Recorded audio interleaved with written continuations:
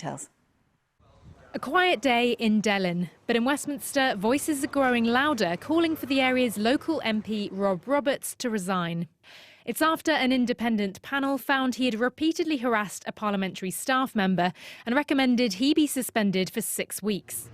But his case has revealed a loophole in Parliament's complaint system, leading to calls for the UK government to change the law. If an MP is suspended for more than 10 sitting days by Parliament's Standards Committee, who usually judge cases like misuses of parliamentary expenses, then that automatically triggers a recall petition, which can in turn lead to a by-election in the MP seat if enough constituents back one. But cases of sexual harassment and bullying judged by this independent panel to keep the process independent from MPs don't automatically lead to a recall petition by law.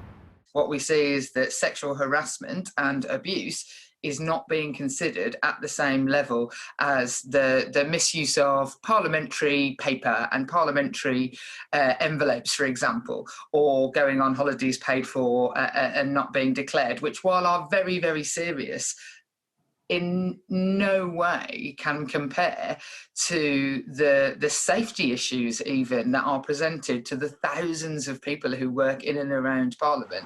This morning, a UK government spokesman said the severity of this case meant they were looking at whether the process could be changed to allow recalls to be triggered in future. And a senior cabinet minister, Grant Shapps, told the BBC this case shouldn't be exempt from a recall just because it's gone through a different process. I really praise the individual who came forward quite bravely on this as well. I think that they should not have the exemption from recall just because it's gone through this new and newly independent process. But later in Prime Minister's questions, when asked if the PM would introduce emergency legislation to close this loophole, he suggested the fact Rob Roberts had lost his party whip was a fair and fitting punishment. Mr. Speaker, I will take that. I take that point very seriously. I will study what the implications of what he says. I think if he's referring to any a Conservative member who's recently had the whip taken away, then he can take it that that member has already had condign punishment. MPs are set to vote on Rob Roberts' 6-week suspension tomorrow. If it's passed, he'll be suspended, but he won't currently face a recall. Would his constituents like a say in their MP's future? Yeah, I think so. I think it's just disgusting. That's not what people should be about, really. If we did that when we were working, we'd be out on our ears. Absolutely. Yeah. If you're a public servant and you've been elected to represent your constituency, then you're a role model. If the law is changed, it could mean constituents automatically get a say in future if their MP is suspended for sexual harassment for more than 10 sitting days. But it's unlikely this could apply retrospectively to Mr Roberts' case. So for now, we're in uncharted waters, with critics asking if there are ways a recall could be triggered if he still maintains that he will not resign. And Ione joins us now. Ione, what's the latest from Mr Roberts himself?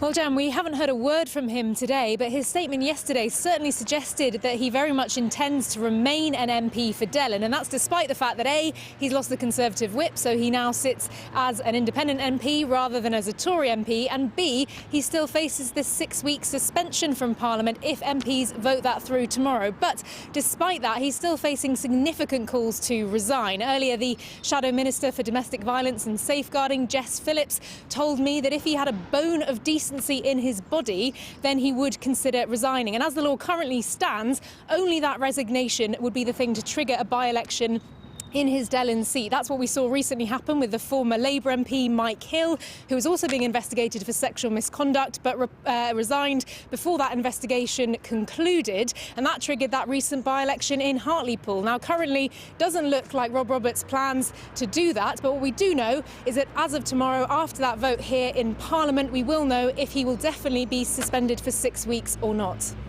OK, Ione, thank you very much for the latest there.